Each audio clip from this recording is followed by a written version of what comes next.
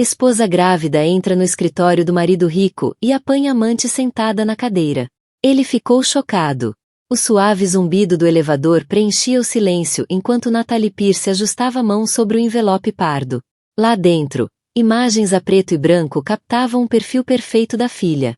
10 dedinhos, um nariz arrebitado e um coração a bater forte às 28 semanas. Pressionou a mão livre contra a barriga arredondada, sentindo os suaves pontapés do bebê à medida que os andares subiam rumo ao 40º. Ele vai chorar, pensou, com um sorriso a formar-se nos lábios. O Colin emocionava-se sempre com as ecografias, mesmo que tentasse esconder atrás da máscara de executivo composto. O elevador apitou e as portas abriram-se para revelar o lobby em mármore polido da Pearson Associates. Natalie já tinha estado ali inúmeras vezes ao longo dos 6 anos de casamento, mas hoje parecia diferente. Talvez fosse o bebê a deixá-la mais sentimental. Ou talvez fosse a luz da tarde a entrar pelas janelas do chão ao teto, a banhar tudo com um brilho dourado. Senhora Pierce, disse a recepcionista, uma jovem com cabelo loiro perfeitamente penteado, levantando os olhos do computador. O Sr. Pierce não está à sua espera, pois não? É uma surpresa, respondeu Natalie, dando uma palmada leve no envelope. Boas notícias, que não podem esperar. O sorriso da recepcionista vacilou por um instante, tão breve que Natalie quase não reparou. Ah, bem, ele está no escritório. Conhece o caminho. Natalie acenou com a cabeça, avançando pelo corredor familiar ladeado de prêmios e distinções. O marido tinha construído aquela empresa do zero, e ela sentia orgulho em ter estado ao lado dele em cada noite longa, cada fusão estressante, cada celebração. O bebê era a peça final do puzzle, a família com que sonhavam desde a lua de mel na Toscânia. Parou diante da porta do escritório do Colin, escutando o som abafado de vozes lá dentro. Devia estar em reunião. Quase recuou, mas o bebê escolheu aquele momento para lhe dar um pontapé especialmente forte nas costelas, como que a incentivá-la a entrar. Só uma espreitadela, decidiu. Deixe o envelope na secretária se ele estiver ocupado. Natalie rodou a maçaneta e entrou. A cena que encontrou pareceu congelar em câmara lenta.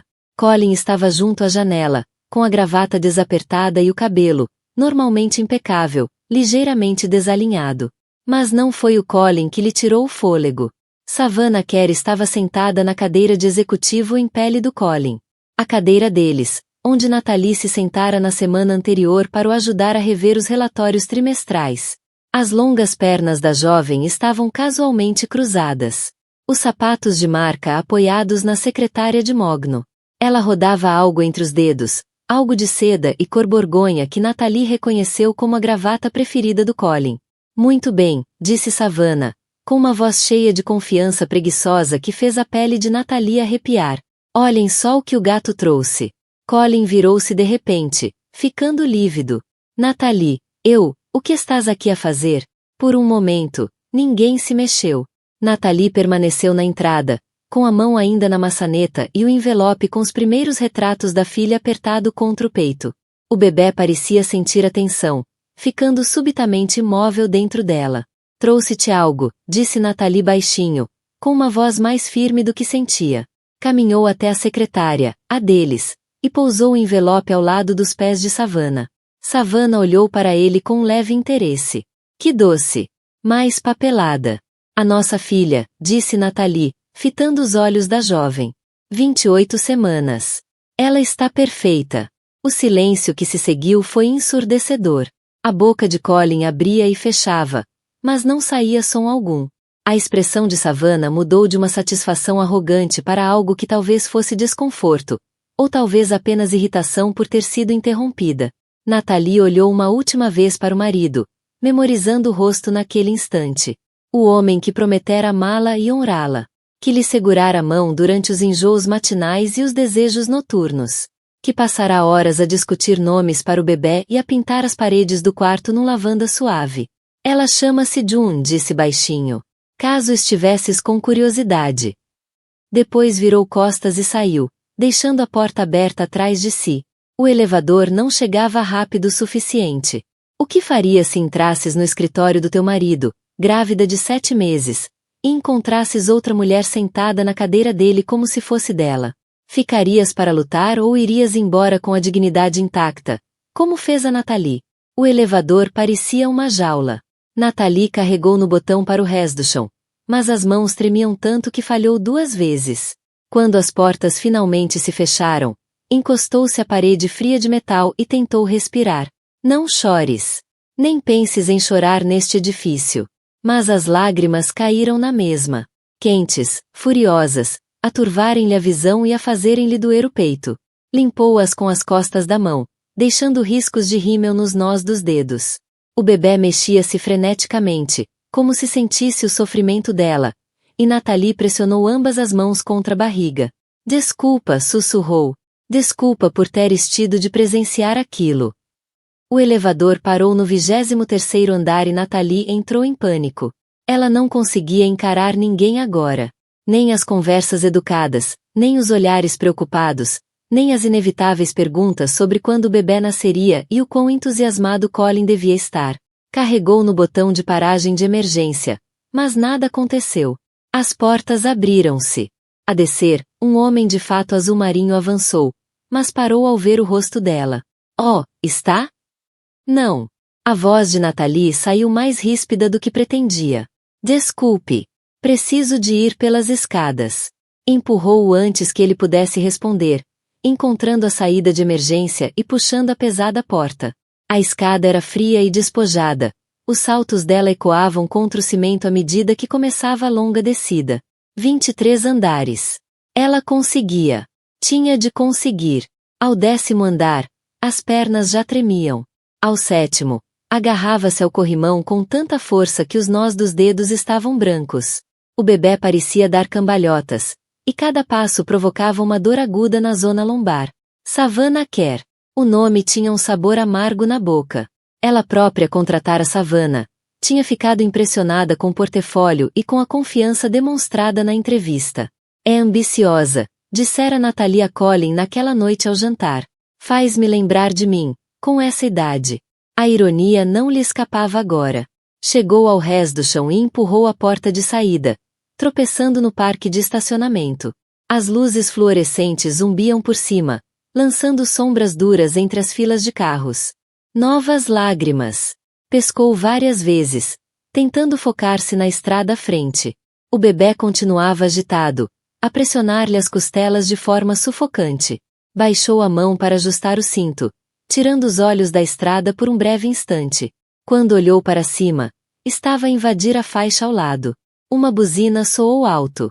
Ela puxou o volante para a direita, corrigindo demais, e sentiu o BMW guinar-se de lado.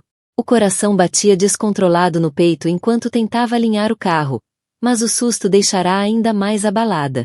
Tenho de encostar, pensou. Preciso de. Mas onde? Já estava na Lakeshore Drive. A longa estrada que serpenteava junto à costa do Lago Michigan. Não havia onde parar, nem onde se esconder, nem onde tentar compreender o que acabará de acontecer na sua vida. O telefone vibrou no banco do passageiro. Depois de novo. E outra vez. Olhou de lado e viu o nome do Colin a piscar no ecrã. A visão causou-lhe um aperto no estômago. O que poderia ele dizer agora? Que palavras poderiam reparar o que ela tinha visto? O telefone continuava a vibrar. Estendeu a mão. Precisava de o desligar para calar a voz dele antes que piorasse tudo. Mas quando os dedos tocaram no aparelho, sentiu o carro desviar-se de novo. Desta vez, não conseguiu corrigir a tempo. O BMW embateu no rebordo da estrada, os pneus a render contra a gravilha solta. Natalie puxou o volante com força para a esquerda, mas o carro ia rápido demais. A curva à frente aproximava-se rapidamente e ela percebeu, com uma clareza dolorosa, que não ia conseguir contornar. O tempo abrandou. Viu a barreira de cimento a aproximar-se. Viu a grade metálica que separava a estrada da ciclovia abaixo. Pensou no bebê, na June, nas ecografias que ainda estavam em cima da secretária do Colin. Por favor, sussurrou. Por favor, não deixes que lhe aconteça nada. O som de metal contra cimento, de vidro a estilhaçar-se, do próprio grito dela ecoar no carro subitamente silencioso. O airbag abriu, batendo-lhe no peito e empurrando-a contra o banco. Uma dor aguda percorreu-lhe o pulso esquerdo ao ficar preso entre o volante e o saco a inflar. Depois, tudo ficou negro. Quando a consciência voltou, veio em fragmentos. O cheiro acre de fumo, o som de sirenes ao longe, alguém a chamar pelo nome. Mas a voz parecia vir de muito longe. Senhora, consegue ouvir-me? Senhora, preciso que fique imóvel. Tentou abrir os olhos, mas a cabeça parecia pesada, desligada do corpo. Tinha um sabor metálico na boca e algo quente escorria-lhe pela testa. O bebê, conseguiu sussurrar. O bebê está? Os paramédicos estão a caminho, disse a voz. Era masculina, mais velha, com um ligeiro sotaque que ela não conseguia identificar. Vai ficar tudo bem, com os dois. Tentou mexer-se, mas uma dor aguda no pulso esquerdo fez com que arquejasse. Quando olhou para baixo, viu a mão dobrada num ângulo estranho, já inchada. O volante estava rachado e havia sangue no airbag acionado. Tenho de ligar alguém, disse, a voz quase inaudível. Ao meu marido. Mas mesmo ao dizê-lo, as palavras soaram-lhe erradas. A imagem da savana na cadeira do Colin surgiu-lhe na mente e sentiu-se enjoada de novo. Tratamos disso, disse o homem. Agora, só preciso que se mantenha calma. Através do para-brisas estilhaçado, conseguiu ver que o carro tinha parado contra a barreira de cimento. A frente estava toda amassada e havia vidro por todo lado. Devia ter ficado mais magoada do que ficou. Devia mesmo. O bebê mexeu-se. Fraco, mas definitivamente ali. Está a mexer-se, disse Nathalie, com lágrimas a escorrer-lhe pelo rosto. Ela está bem. O som da ambulância estava mais próximo agora. O uivo a cortar o ar da tarde. Em breve chegariam os paramédicos, perguntas, formulários para preencher. Alguém teria de ligar ao Colin. Teria de lhe contar o que aconteceu. Mas agora, neste momento, era só ela e a June. As duas vivas. As duas a lutar. Vamos ficar bem, sussurrou para a barriga. Aconteça o que acontecer a seguir, vamos ficar bem. As sirenes estavam mais altas. O quarto de hospital cheirava antisséptico e medo. Nathalie estava deitada na cama estreita, o pulso esquerdo envolto num gesso grosso que ia dos nós dos dedos até ao cotovelo. Hematomas roxos espalhavam-se pelas pernas como flores escuras, e cada respiração provocava uma dor aguda nas costelas onde o airbag a atingira, mas a June estava bem. Os monitores ligados à barriga mostravam um batimento forte e estável, e o médico garantirá-lhe que o bebê estava perfeitamente saudável. Isso era tudo o que importava. Senhora Pierce. Uma enfermeira espreitou pela porta. Está aqui alguém para ver. O estômago de Nathalie apertou-se. Tinha receado este momento, sabendo que eventualmente o Colin apareceria com desculpas gaguejadas e olhos culpados.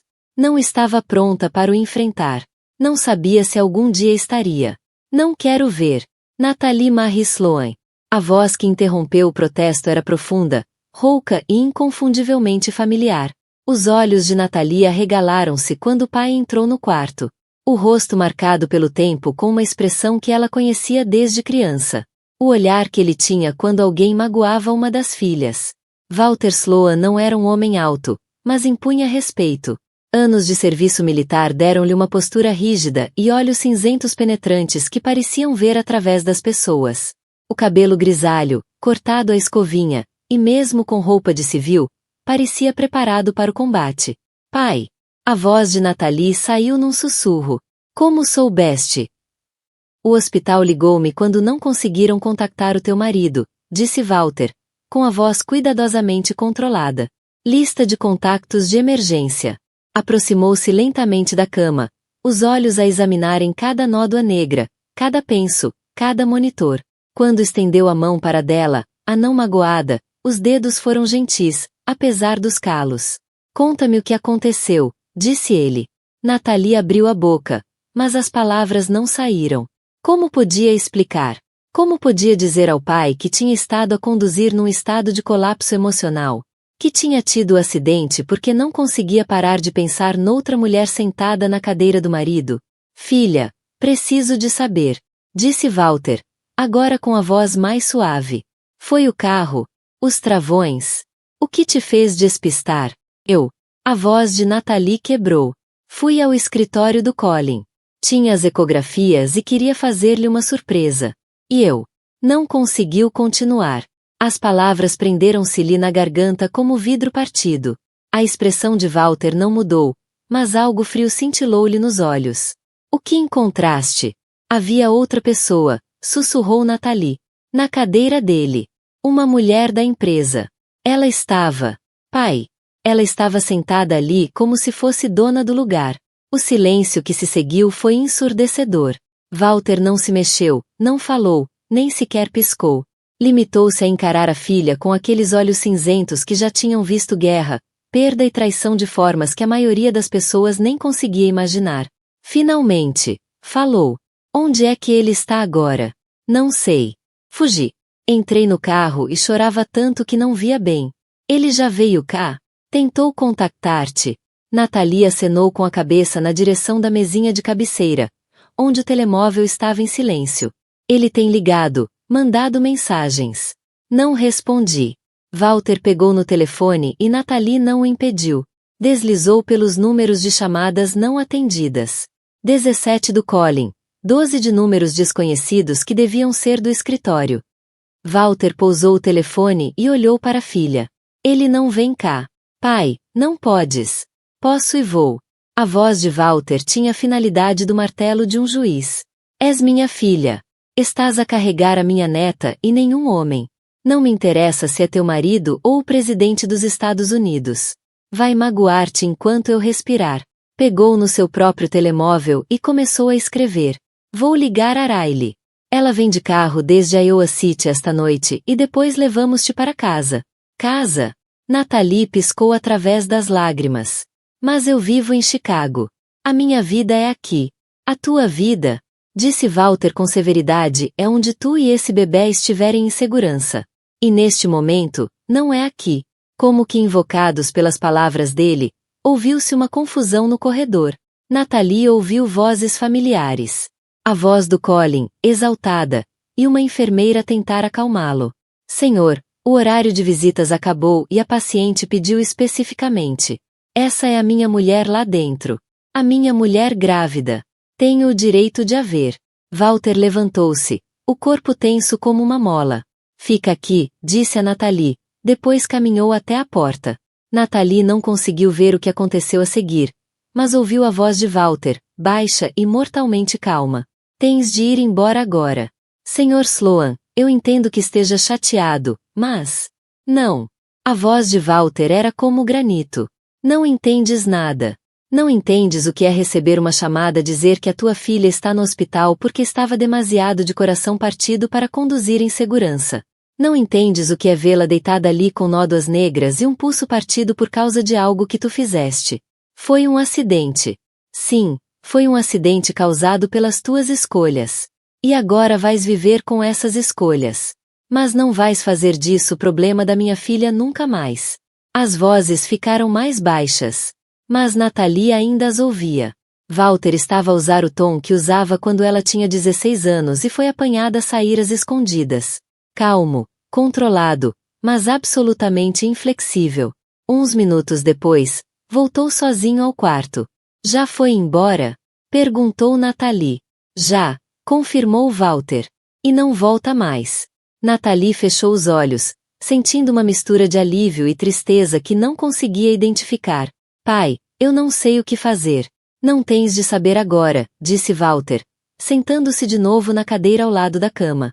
Agora, só precisas de descansar e deixar essa menina crescer. O resto, vamos descobrir juntos. Fora do quarto do hospital, Chicago continuava com seu ritmo implacável. Mas naquele pequeno espaço estéril, Nathalie sentiu algo que não sentia desde que entrou no escritório do Colin. Protegida. A quinta parecia exatamente igual ao que era quando Nathalie tinha 17 anos e mal podia esperar para ir para a faculdade. Tábua branca nas paredes, estores verde escuros, um alpendre à volta da casa com baloiço onde passou inúmeras noites de verão a ler. A única diferença era a fita amarela atada ao velho carvalho no jardim da frente. Toque da mãe. Provavelmente para dar-lhe as boas-vindas. Mas aquilo não era um regresso à casa. Era uma retirada. Riley esperava no alpendre antes mesmo de a carrinha do Walter parar completamente. Aos 31, parecia quase igual a Nathalie, apenas mais baixa e com linhas de riso em volta dos olhos. fruto do trabalho com crianças no hospital pediátrico. O cabelo ruivo preso num coque desarrumado e usava farda com ursos de desenho animado. Devagarinho, disse Walter ao ajudar Nathalie a sair do banco do passageiro. O gesso tornava tudo desconfortável e as nódoas negras nas pernas tinham escurecido para um roxo quase negro, tornando cada passo doloroso. Riley desceu a correr os degraus do alpendre. Oh, querida, suspirou, ao ver o gesso, o corte cicatrizado na testa de Nathalie e a forma cuidadosa como se movia. Meu Deus! Estou bem, disse Nathalie automaticamente. O bebê está bem, é isso que importa. Mas Riley já chorava, abraçando a irmã num gesto suave que evitou todas as zonas doridas. Não precisas de estar bem, sussurrou. Ainda não. A mãe delas, Diane, apareceu à porta. Tinha 58 anos, mas parecia mais velha, o cabelo completamente grisalho agora e o rosto vincado pela preocupação. Tinha chorado também. Nathalie percebeu pelo vermelho em torno dos olhos, mas conseguiu esboçar um sorriso trêmulo. Bem-vinda a casa, querida, disse. Casa. A palavra soava estranha na boca de Nathalie. Nos últimos 6 anos, casa tinha sido a Penthouse em Chicago com janelas do chão ao teto, bancadas em mármore e vista para o lago. Aquele lugar, com soalhos rangentes, o papel de parede antiquado e o cheiro persistente das velas de baunilha da mãe, parecia uma viagem ao passado. Riley ajudou-a a subir as escadas até um antigo quarto, que tinha sido transformado em quarto de hóspedes, mas ainda mantinha vestígios da adolescente que foi. As paredes agora estavam pintadas de azul suave, em vez do preto rebelde que insistira em ter aos 16 anos, mas a estante antiga ainda lá estava, cheia de romances e manuais universitários que nunca teve coragem de deitar fora. Mudei os lençóis esta manhã, disse Diane, à porta. E fui buscar umas vitaminas pré-natais da farmácia da vila. Daquelas boas com ácido fólico extra. Mãe, não tinhas de... Não. A voz de Diane era firme. Deixa-me cuidar de ti. Deixa-me fazer alguma coisa. Nathalie sentou-se na beira da cama, subitamente exausta. As 2 horas de viagem desde Chicago tinham-lhe tirado todas as forças, e o bebê pressionava-lhe as costelas outra vez, dificultando a respiração.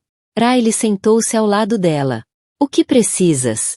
Comida, banho, dormir? Preciso de entender o que aconteceu, disse Nathalie em voz baixa. Continuo a repeti-lo na cabeça e não consigo perceber como não vi. Há quanto tempo é que ele... Não conseguiu terminar a frase. Isso agora não importa, disse Riley. O que importa é que estás aqui, estás em segurança e vais perceber o que vem a seguir. E se eu não conseguir? As palavras saíram num sussurro. E se eu não for forte o suficiente para fazer isto sozinha? Riley pegou-lhe na mão não magoada e apertou-a. Primeiro, não estás sozinha. Tens-nos a nós. E segundo, és a pessoa mais forte que conheço.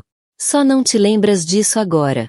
A Riley tem razão, disse Diane à porta. Sobreviveste à traição desse homem e a um acidente de carro e ainda estás aqui, ainda a lutar por esse bebê. Isso não é fraqueza, querida. É coragem. Nathalie sentiu as lágrimas a ameaçarem de novo. Mas estas eram diferentes das que chorara no hospital. Estas pareciam mais limpas, de alguma forma, menos amargas. Devia ligar para o trabalho, disse. Avisar que não vou aparecer durante uns tempos. Já tratei disso, disse Walter, aparecendo atrás da esposa. Liguei ao teu chefe esta manhã. Disse-lhe que tiveste um acidente e que ias trabalhar remotamente por tempo indeterminado. Ele disse para descansares o tempo que precisares. Claro que disse. Walter Sloan era o tipo de homem que resolvia tudo sem ser preciso pedir, que antecipava problemas antes de virarem crises. Era reconfortante e avassalador ao mesmo tempo. E o Colin? Perguntou Nathalie.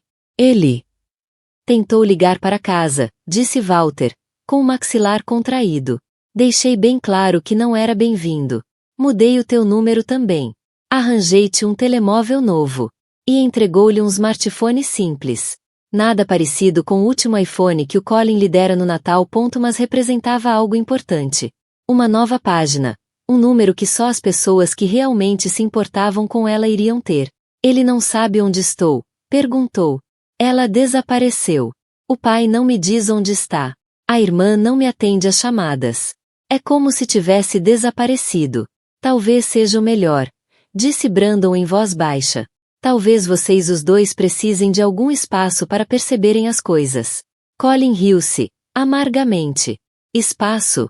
Ela está grávida da minha filha, Brandon, da minha filha. E anda por aí, provavelmente a dizer a toda a gente que eu sou um lixo. És? Perguntou Brandon. Um lixo, quero dizer. A pergunta ficou suspensa entre os dois.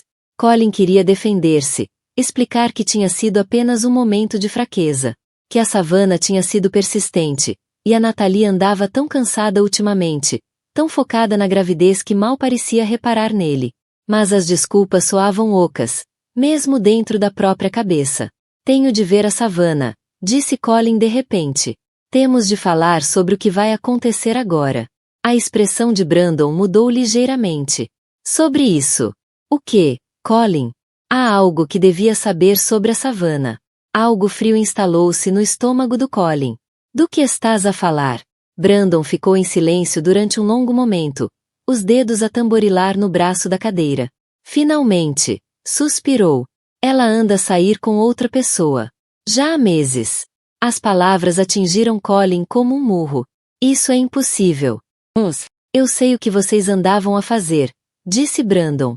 Mas não eras o único. Colin olhou para o sócio e melhor amigo, tentando processar o que acabava de ouvir. Quem? O silêncio de Brandon foi resposta suficiente. Tu. A voz de Colin saiu num sussurro. Tu e a Savannah. Começou antes de qualquer coisa ter acontecido entre vocês os dois, disse Brandon depressa. Muito antes. Já dura quase um ano. Colin sentiu como se o chão lhe tivesse desaparecido debaixo dos pés. Um ano. Andavas a dormir com a minha funcionária há um ano e nem pensaste em dizer-me nada? Ela não era só tua funcionária, Colin. Também era minha. E o que fazemos na nossa vida pessoal? Vida pessoal? Colin levantou-se de um salto, a cadeira a recuar para trás. És meu sócio. Ela trabalha na nossa empresa e tu deixaste-me. Não conseguiu acabar a frase. Deixei-te o quê? Tomar as tuas próprias decisões? A voz de Brandon estava agora exaltada. Eu não te obriguei a nada, Colin. Foste tu que destruíste o teu casamento sozinho. A verdade era como uma faca entre as costelas. Colin afundou-se de novo na cadeira, de repente sentindo-se mais velho do que os seus 41 anos. Ela sabe? Perguntou em voz baixa. Sobre nós. Ela sabe que tu eras conveniente, disse Brandon. Alguém para ajudá-la a subir na carreira enquanto esperava por algo melhor. Colin olhou de novo para as ecografias. Numa delas, a filha parecia estar a chupar o dedo. Um gesto tão simples, tão inocente, captado a preto e branco. Perguntou-se se ela alguma vez iria conhecer o pai ou se a Natalie lhe diria que ele foi o homem que deitou fora a família por uma mulher que apenas o estava a usar. A apresentação para Henderson, disse Colin finalmente. Ela está envolvida nisso? Ela é a coordenadora principal, admitiu Brandon. Já está envolvida há semanas. Cancela. Essa conta vale 12 milhões. Eu disse. Cancela. A voz de Colin era mortalmente calma. Cancela ou cancelo eu. E se for eu a fazê-lo, vou garantir que todos saibam exatamente por quê. Brandon encarou-o por um longo momento. Estás a cometer um erro. A Savannah é boa no que faz. O que quer que tenha acontecido entre vocês pessoalmente. Sai. Colin nem levantou os olhos das ecografias. Sai do meu escritório e diz a Savannah que, se for inteligente, começa a procurar outro emprego porque estou farto de ser o trampolim conveniente de alguém. Depois de Brandon sair, Colin ficou sozinho no escritório enquanto o sol se punha sobre Chicago. As luzes da cidade começaram a brilhar lá embaixo. Milhões de pessoas a seguir com as suas vidas, provavelmente a regressar a casa para famílias que os amavam, que confiavam neles, que acreditavam neles. Pegou no telefone e tentou ligar de novo para o número da Natalie, sabendo que iria direto para uma mensagem de número desligado. E foi o que aconteceu. Depois tentou ligar para a casa dos pais dela. Walter Sloan atendeu ao segundo toque. Senhor Sloan, por favor. Só preciso de saber se ela está bem. Se o bebê. Estão bem. A voz de Walter era áspera como cascalho. Não graças a ti. Eu sei que me odeias. Sei que não mereço falar com ela, mas ela é minha mulher. É a minha filha que ela está a carregar. Tua mulher? A gargalhada de Walter foi dura. Quando é que te lembraste disso? Antes ou depois de decidires brincar as casinhas com uma rapariga nova o suficiente para ser tua filha? Colin fechou os olhos. Cometi um erro. O maior erro da minha vida. Mas eu amo as duas. Amor, repetiu Walter. Queres saber o que é amor, rapaz? Amor é o que estou a fazer agora. Proteger a minha filha do homem que quase a matou. Amor é garantir que ela pode curar-se sem que tu piore as coisas. A chamada caiu. Colin pousou o telefone e olhou para a cidade lá embaixo. Em algum lugar por aí, talvez em Iowa, talvez noutro sítio qualquer. A Natalie provavelmente já se estava a preparar para dormir. Talvez estivesse a ler a filha, com a mão pousada sobre a barriga como fazia todas as noites. Talvez, finalmente, estivesse a dormir em paz, sabendo que estava segura dele. Pela primeira vez desde que o pesadelo começou, Colin percebeu que talvez o Walter tivesse razão. Talvez a coisa mais amorosa que ele pudesse fazer fosse manter-se afastado. Mas isso não tornava a dor menor. 3 semanas em Cedar Rapids deram a Natalie algo que ela não percebia que tinha perdido. Rotina. Todas as manhãs, a Riley trazia-lhe café naquela caneca cerâmica com a asa partida que a Natalie usará durante todo o secundário. Sentavam-se no baloiço do alpendre, a ver o sol nascer sobre os campos de milho enquanto a June fazia sua rotina de ginástica matinal dentro da barriga da Natalie. O gesso no pulso já era mais leve, mais fácil de gerir, e as nódoas negras nas pernas tinham desvanecido para um amarelo esverdeado. O Dr. Martinez ligou ontem, disse Riley, sentando-se ao lado dela com a sua própria chávena. Quer ver-te na próxima semana para uma nova ecografia. O Dr. Martinez era obstetra em Cedar Rapids que concordara em assumir os cuidados da Natalie. Nada como o especialista de topo que o Colin insistira em contratar em Chicago. Nada de salas de espera em mármore ou água com gás importada. Apenas uma mulher simpática nos seus 50 e poucos anos que já tinha feito nascer metade dos bebés do condado e tinha uma forma de fazer até as mães mais ansiosas sentirem-se seguras. 31 semanas, disse Natalie, colocando a mão sobre a barriga. Ela está a crescer tanto. Está a ficar forte, corrigiu Riley. Como a mãe. Era uma pequena distinção, mas fazia toda a diferença. Durante semanas, Natalie tinha pensado em si própria como partida, danificada, alguém que precisava de ser consertada. Mas a Riley tinha uma maneira de mudar essa perspectiva, de ajudá-la a perceber que sobreviver não era o mesmo que fraqueza. Tenho pensado no trabalho, disse Natalie.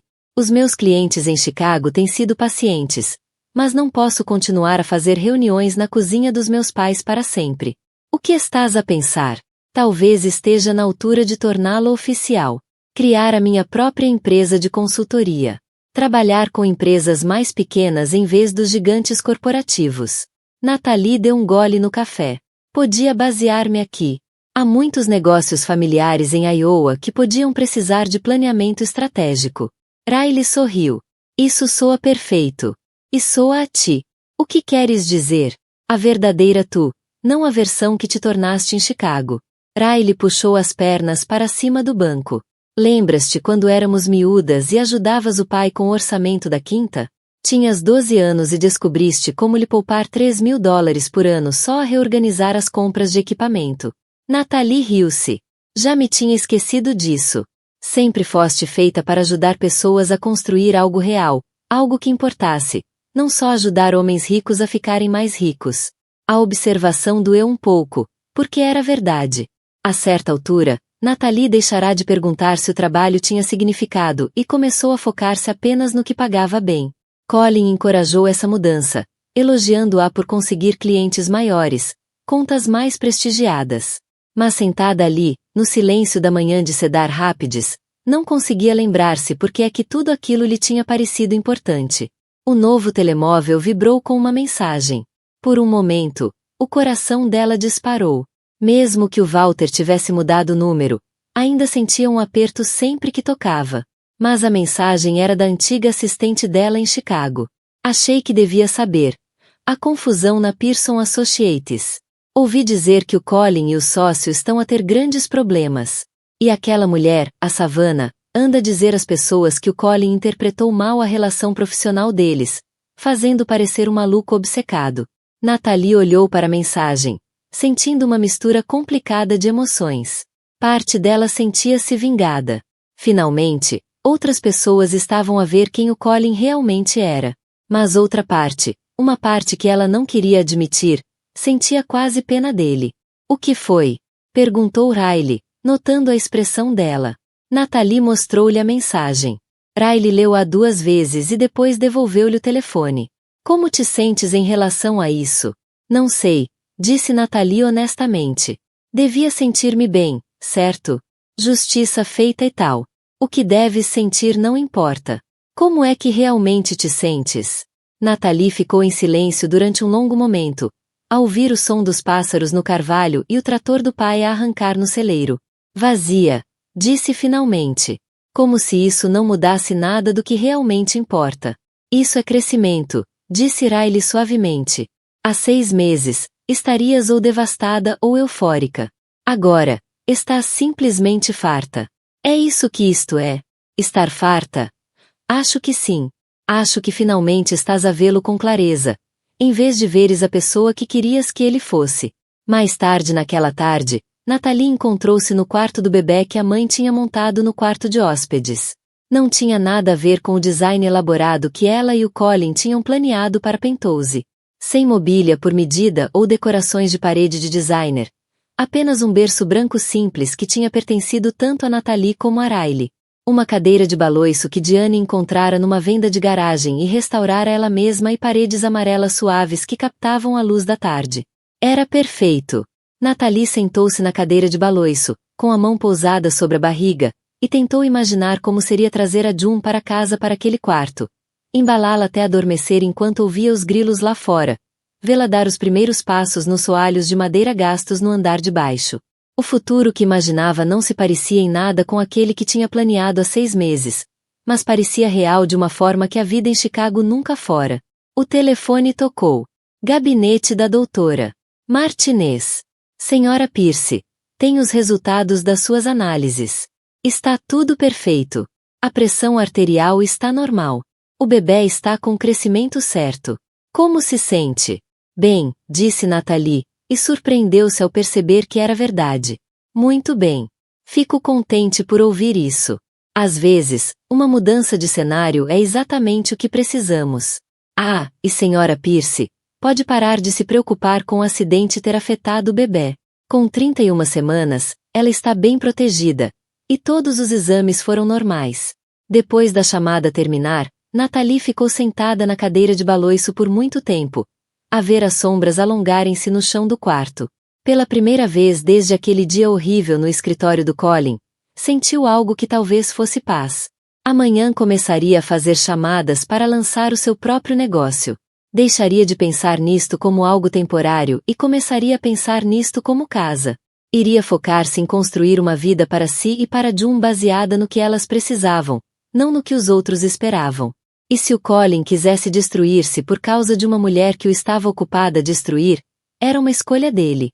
A Natalie tinha coisas mais importantes com que se preocupar, como a menina que iria crescer a saber que era desejada, amada, e suficiente exatamente como era. A sala de reuniões no 38º andar fervilhava de tensão quando Colin entrou para aquela que sabia ser a reunião mais importante da sua vida profissional.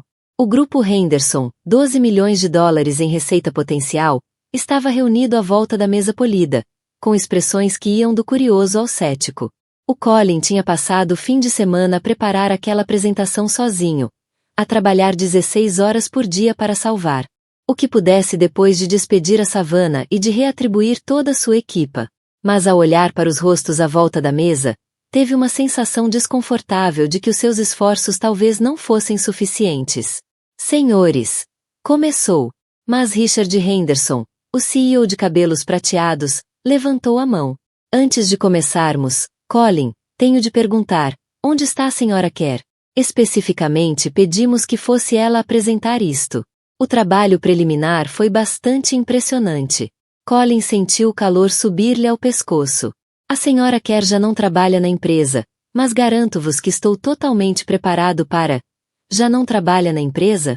As sobrancelhas de Henderson subiram. Desde quando? Desde a semana passada, tentou manter a voz firme. Houve algumas questões internas que precisavam de ser resolvidas. Henderson trocou olhares com os colegas. Questões internas. Entendo. E isto não tem nada a ver com os rumores que temos ouvido? A sala ficou num silêncio absoluto. Colin sentia que todos conseguiam ouvir o seu coração a bater. Não sei a que rumores se refere. Aos rumores sobre os assuntos internos da sua empresa tornarem-se bastante externos, disse Henderson secamente. Sobre executivos casados e funcionárias ambiciosas. Sobre esposas grávidas e acidentes de carro. O sangue de Colin gelou. Não creio que a minha vida pessoal seja relevante para... Oh, mas é, interrompeu Henderson. Veja, Colin, o grupo Henderson orgulha-se de estabilidade, fiabilidade. Não fazemos negócios com empresas que não conseguem gerir os seus próprios dramas internos. E quando esse drama começa a afetar a qualidade do trabalho, deslizou uma pasta pela mesa. Colin abriu-a com as mãos a tremer e encontrou uma pilha de e-mails. E-mails entre Savannah e Brandon a discutir a conta da Henderson, a discutir sobre ele. Colin está completamente perdido. Obcecado com a ex-mulher. Mal consegue funcionar. Devíamos seguir em frente sem ele? Eu posso fazer a apresentação. O homem é um risco. O grupo Henderson merece melhor. A senhora Kerr foi bastante útil quando nos contactou diretamente, continuou Henderson, muito preocupada com a integridade do trabalho na nossa conta, muito profissional na forma como lidou com os danos. Colin ficou a olhar para os e-mails, sentindo o resto do seu mundo a desmoronar. A Savannah não o tinha apenas traído pessoalmente. Tinha vindo a miná-lo profissionalmente, de forma sistemática, posicionando-se para assumir o seu maior cliente. Ela ofereceu-se para continuar a gerir a nossa conta através da Rio Consulting, disse Henderson. A nova empresa do Brandon.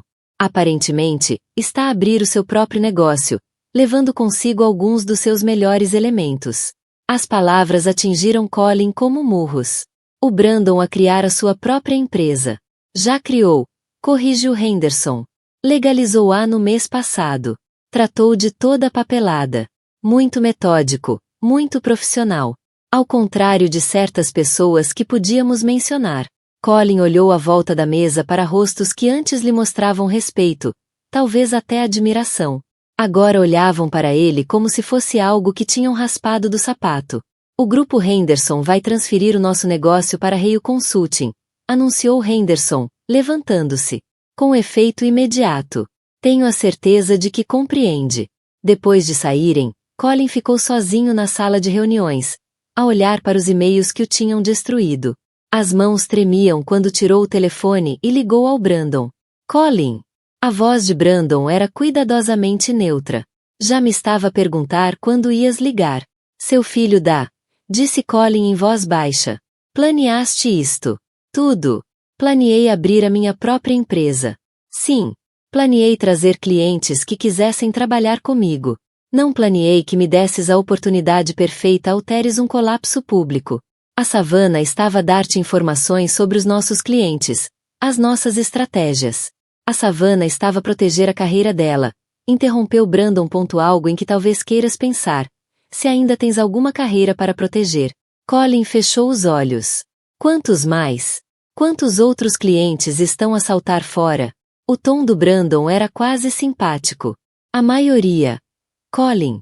A palavra espalha-se depressa no nosso meio. Homem casado destrói a família por uma funcionária que o usava para subir na carreira. Não é boa imagem. Isto não é só sobre negócios, pois não? Quiseste destruir-me. Eu quis ter sucesso, disse Brandon. Tornaste isto pessoal quando decidiste dormir com a minha namorada. A tua namorada? Disseste que isso não importava. Que o que faziam na vossa vida pessoal não era da tua conta. Continua a ser verdade. Mas isso não quer dizer que não me importava com ela. Colin riu amargamente. Importavas-te tanto com ela que a deixaste seduzir-me. Deixei-a fazer as escolhas dela. Tal como te deixei fazer as tuas. A voz de Brandon endureceu. A diferença é que as minhas escolhas não mandaram uma mulher grávida para o hospital. A chamada caiu. Colin ficou sentado na sala de reuniões vazia enquanto o sol se punha sobre Chicago, lançando sombras longas sobre a mesa onde acabará de perder tudo. O seu negócio estava a desmoronar. O seu casamento tinha acabado. O seu melhor amigo traíra-o. E algures em Iowa, a sua mulher estava a construir uma nova vida que não o incluía. Abriu os contactos e escreveu uma mensagem para Savannah. Precisamos de falar. A resposta chegou imediatamente. Não temos nada para falar. Não me voltes a contactar. Destruíste a minha vida. Destruíste a tua própria vida. Eu só saí do caminho antes que me levasses contigo. Colin ficou a olhar para a mensagem, finalmente percebendo a dimensão total do que lhe tinha acontecido. Não só trair a mulher.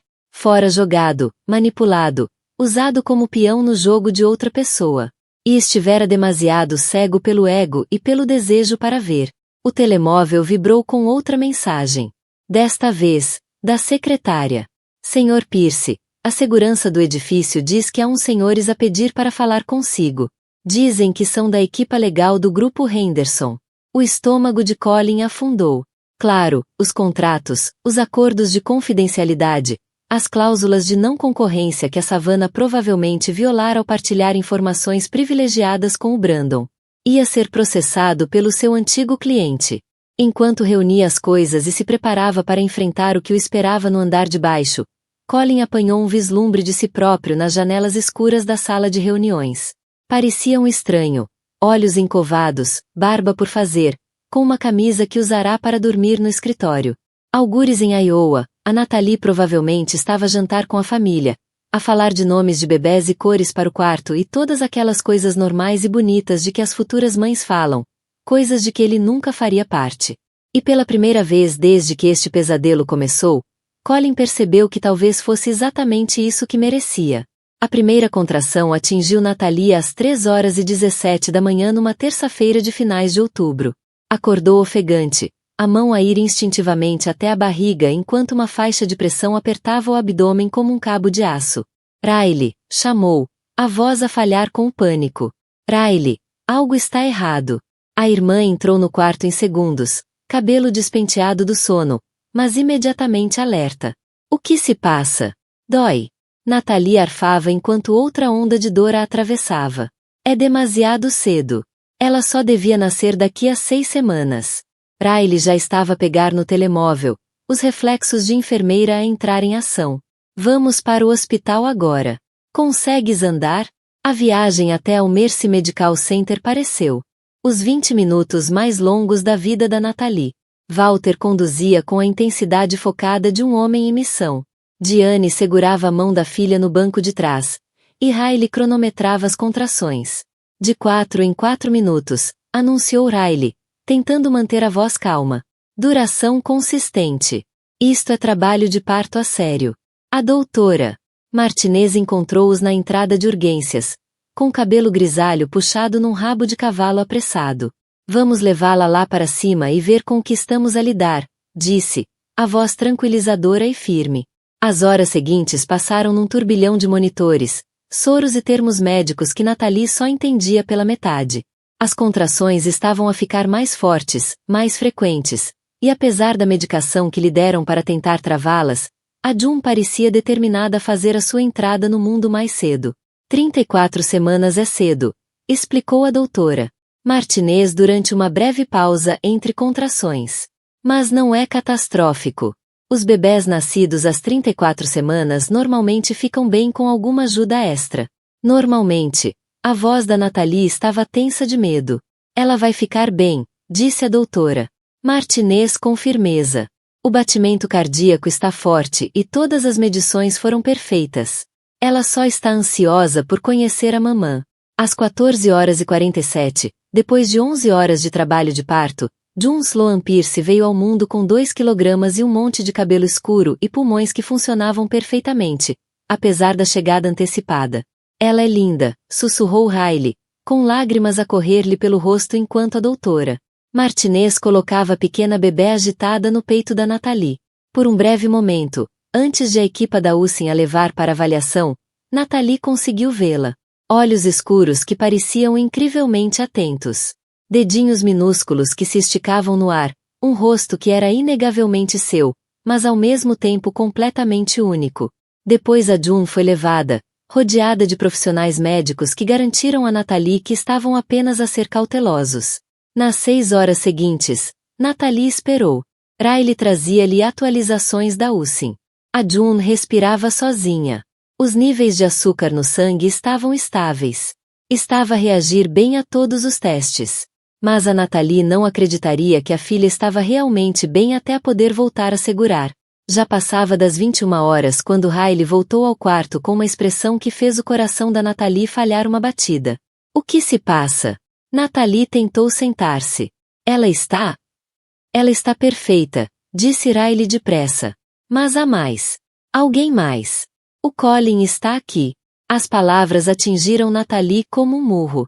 Aqui em Iowa. Lá embaixo no átrio. O pai e a mãe estão com ele. Nat. Ele está com um ar horrível, como se não dormisse há semanas.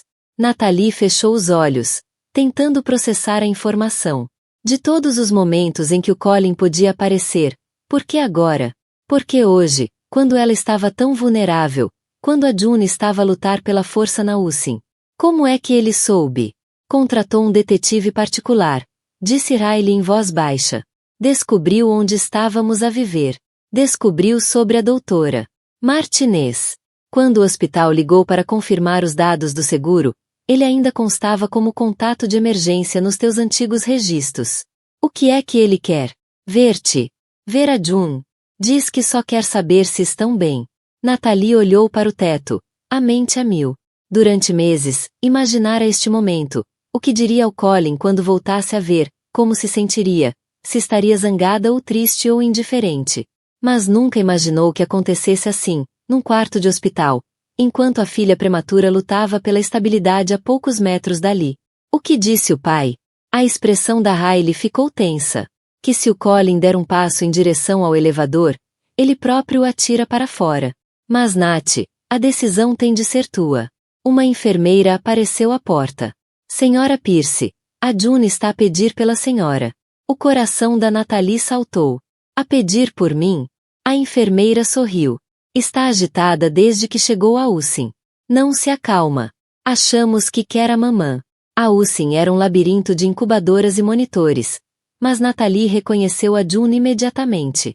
Estava num berço aberto, com um gorro cor-de-rosa minúsculo e uma fralda que parecia enorme no seu corpinho. Tinha os olhos abertos e fazia sons suaves e miados que partiram o coração da Natalie. Posso pegá-la? Perguntou Natalie. Claro, disse a enfermeira. Contato pele com pele é o melhor para ela agora. No momento em que colocaram a June nos braços dela, o bebê acalmou. A mão minúscula agarrou o dedo da Natalie com uma força surpreendente. E os olhos escuros pareceram fixar-se no rosto da Natalie com uma intensidade que lhe tirou o fôlego. Olá, querida, sussurrou Natalie. Eu sou a tua mamã. Assustaste-me hoje ao chegares tão cedo, mas já estás aqui, e és perfeita. A June fez um som suave que podia muito bem ser contentamento, e a Natalie sentiu algo mudar dentro do peito. Aquilo era amor, mas era maior do que qualquer amor que já tivesse sentido. Era feroz, protetor e absoluto.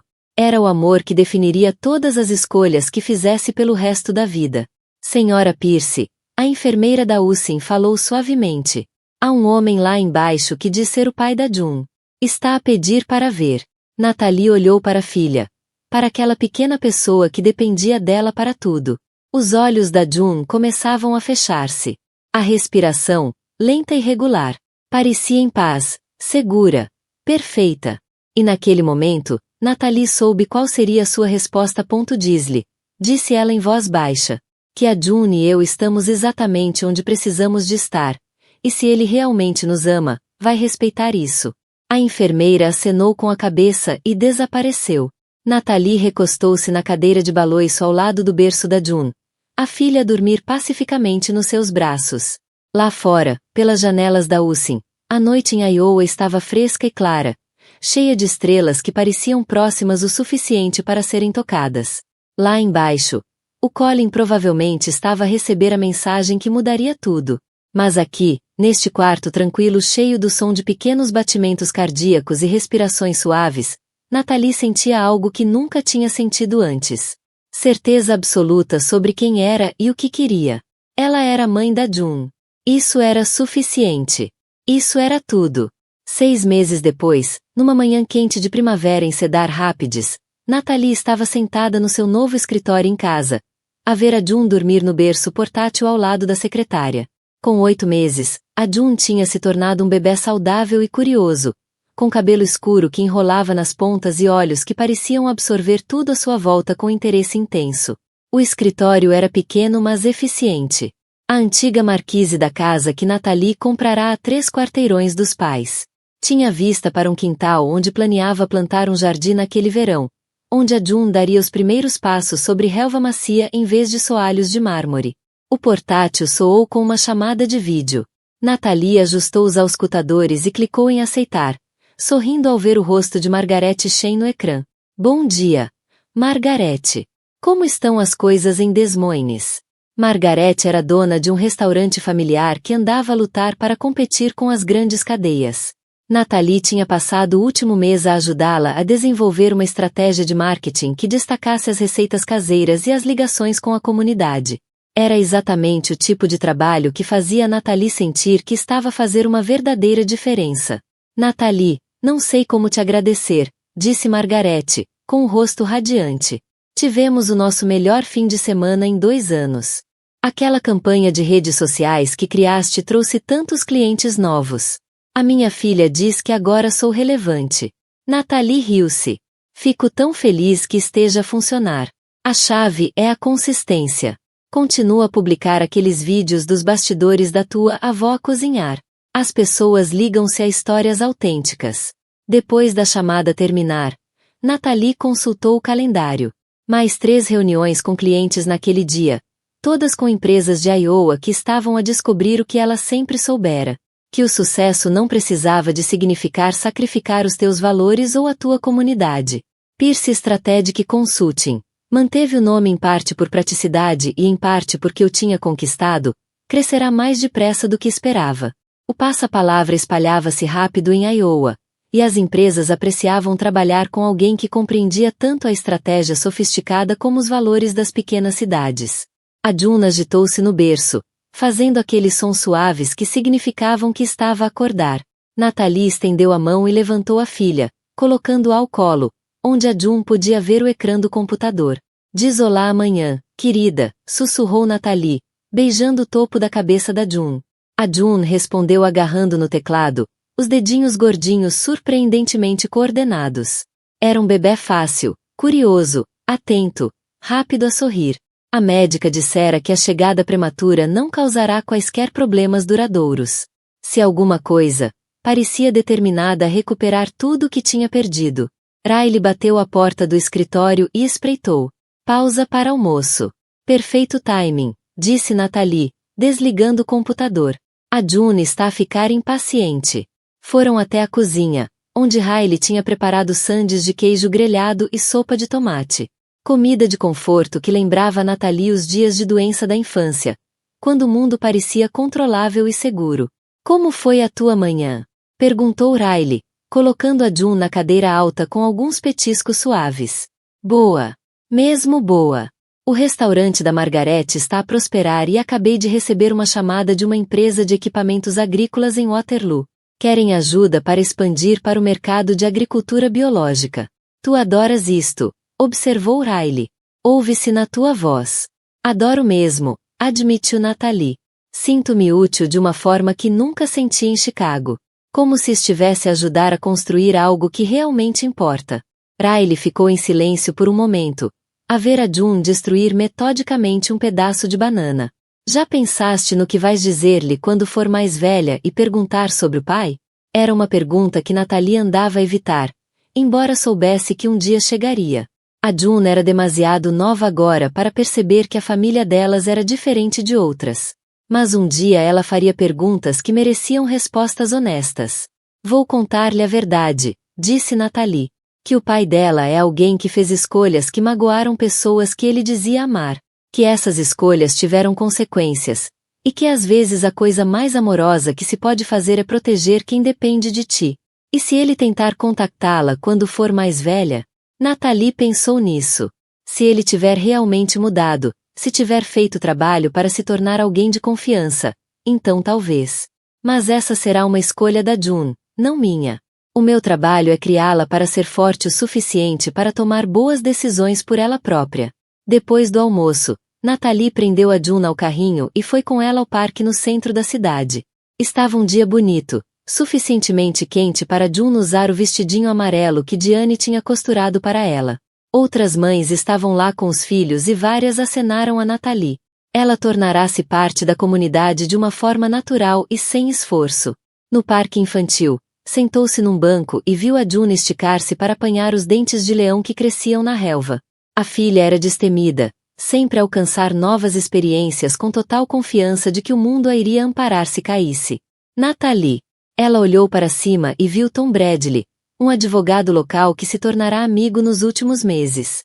Tinha mais ou menos a idade dela, divorciado, com um filho de 10 anos que jogava na Liga Júnior. Tinham ido tomar café algumas vezes. Nada sério, mas ele era gentil e estável de uma forma que fazia Nathalie pensar que talvez um dia estivesse pronta para confiar em alguém novo. Posso sentar-me? Perguntou. Claro. Nathalie fez espaço no banco. Como correu hoje no tribunal? Audiência rotineira de custódia. Nada de muito dramático. Observou a June a tentar apanhar uma borboleta que tinha pousado perto do carrinho. Ela está a crescer tanto.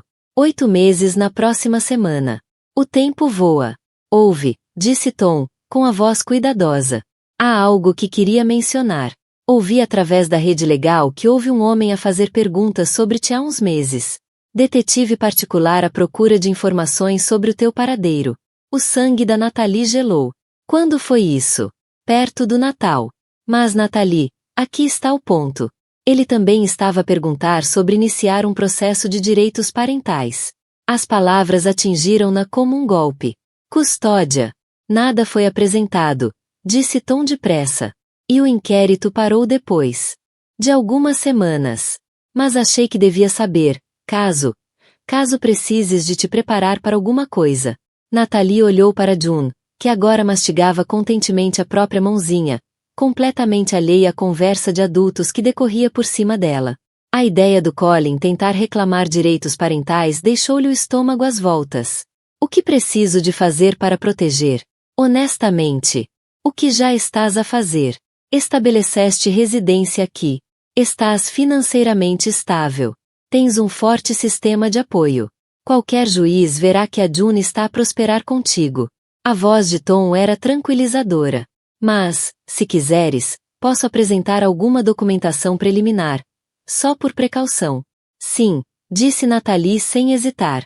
Faz tudo o que for necessário. Depois de Tom sair, Nathalie ficou sentada no parque durante muito tempo, a observar a June explorar o mundo com uma curiosidade destemida. A filha dela merecia crescer a sentir-se segura, protegida, amada, sem condições. Merecia melhor do que o caos que o Colin parecia levar consigo para onde quer que fosse. À medida que o sol começava a pôr-se, a Nathalie arrumou o carrinho e foi para casa. A June tinha adormecido durante o passeio, a sua pequena mão ainda agarrada a um dente de leão que conseguirá apanhar. Nessa noite, depois de deitar a June, a Nathalie sentou-se na varanda com uma chávena de chá e ligou aos pais. Como está a nossa neta? Perguntou Walter, com a voz quente de afeto. Perfeita, a crescer como uma erva daninha, disse ela. Mamã, ontem, não foi só balbuciar. Ela estava a olhar diretamente para mim quando disse. Essa é a nossa menina, disse a Diane. E a Nathalie conseguia ouvir o sorriso na voz dela. Esperta como tudo, tal como a mãe. Pai, disse a Nathalie, preciso de te perguntar uma coisa. Se o Colin voltar a aparecer aqui, se tentar reclamar direitos sobre a June, vais ajudar-me a enfrentá-lo? Não houve hesitação na resposta do Walter. Querida, eu atravessava o fogo por ti e por esse bebê. O que quer que precises, quando precisares, é só dizer. Depois de desligarem, a Nathalie ficou sentada no ar calmo da noite, a ouvir os sons do bairro a acalmar para dormir. Em algum lugar em Chicago, o Colin estava provavelmente na sua penthouse vazia, a imaginar como teria sido a vida se tivesse feito outras escolhas. Mas isso já não era problema dela. O problema dela era June, a dormir pacificamente no andar de cima, a confiar completamente no mundo que a Natalie estava a construir para elas. O problema dela era o jardim que queria plantar, o negócio que estava a crescer, a comunidade que as tinha acolhido de braços abertos. O problema dela era felicidade, verdadeira, merecida, protegida. Uma felicidade que ninguém lhes poderia tirar. E pela primeira vez em muito tempo, a Natalie estava exatamente onde queria estar. 2 anos depois, o sol da manhã entrava pelas janelas da cozinha da casa da Natalie enquanto via a June correr pelo quintal, a perseguir borboletas com a concentração determinada que se tornará a sua característica marcante. Com 2 anos e meio, a June era só curiosidade e energia sem limites. Os caracóis escuros a brilharem à luz enquanto explorava todos os cantos do jardim que tinham plantado juntas. Mamã, olha, chamou a June, a segurar um punhado de dentes de leão. Flores para ti.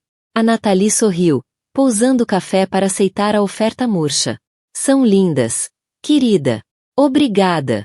A mesa da cozinha estava coberta de papéis, contratos de novos clientes, esboços para a expansão da empresa de consultoria e uma carta que tinha chegado ontem da Associação de Pequenas Empresas de Iowa. A Pierce Strategic Consulting tinha sido nomeada para Empresa do Ano, reconhecendo não só o sucesso financeiro, mas o impacto nas comunidades rurais por todo o estado. 2 anos antes, sentada num quarto de hospital com um bebê prematuro e o coração partido, a Natalie nunca teria imaginado esta vida. Mas ali estava ela, a gerir um negócio com significado, a criar uma filha confiante e amada, a viver numa comunidade que se sentia como casa. O telemóvel vibrou com uma mensagem da Riley. Café mais tarde, tenho novidades. A Riley tinha regressado a Cedar Rapids há 6 meses, assumindo um cargo no hospital regional e comprando uma casa a apenas 5 minutos de distância. Ter a irmã por perto era um presente que a Natalie valorizava todos os dias. A campainha tocou e a June correu imediatamente para o som, as suas perninhas pequenas a levá-la o mais rápido que conseguiam. A Natalie seguiu, encontrando Tom Bradley na varanda com o filho, o Marcos. Espero que não seja cedo demais, disse o Tom, com um sorriso caloroso e familiar. O Marcos estava ansioso por ver a June antes do jogo de baseball. June, June, chamou o Marcos. E a June gritou de alegria, abraçando o rapaz de 10 anos que se tornará como um irmão mais velho para ela. O Tom e a Natalie andavam a namorar há 8 meses, com calma, a construir algo sólido e verdadeiro. Ele compreendia que a June era prioridade, que a confiança era algo que se conquistava aos poucos. E ao contrário do romance impetuoso que tivera com Colin, aquilo parecia estável, seguro, construído com amizade e valores partilhados em vez de paixão e promessas. Como vai o planeamento da expansão? Perguntou o Tom enquanto viam as crianças brincar no quintal. Melhor do que esperava. Já recebi pedidos de empresas em 3 estados. A Riley acha que devia considerar abrir um segundo escritório. E tu, o que achas? A Natalie ficou calada por um momento, a ver a June mostrar ao Marcos como os girassóis tinham crescido desde a última vez que ele lá estivera. Acho que estou pronta. Há 2 anos. Mal conseguia sobreviver. Agora estou realmente a viver. Sabias? Grande casamento em Napa. Todos os nossos antigos amigos estiveram lá. A Natalie não sentiu nada. Nem satisfação, nem pena, nem raiva. Apenas vazio onde essas emoções costumavam estar. Lamento que isso te tenha acontecido, disse ela, e era sincera. Onde o Tom talvez ligasse mais tarde para contar sobre o jogo de baseball, onde a vida delas, a verdadeira, escolhida, protegida, as esperava. Vamos para casa. Alguma vez encontraste força para te afastares de tudo aquilo que pensavas querer, para descobrires tudo aquilo de que realmente precisavas? Terias protegido o futuro do teu filho como a Natalie protegeu o da June? A tua participação no nosso canal é muito importante. Por favor, deixa a tua opinião nos comentários. Espero que tenhas gostado do vídeo de hoje. Se gostaste, deixa um like para ajudar e não te esqueças de te inscrever no canal para não perderes as próximas histórias. Obrigado por assistires e até o próximo vídeo.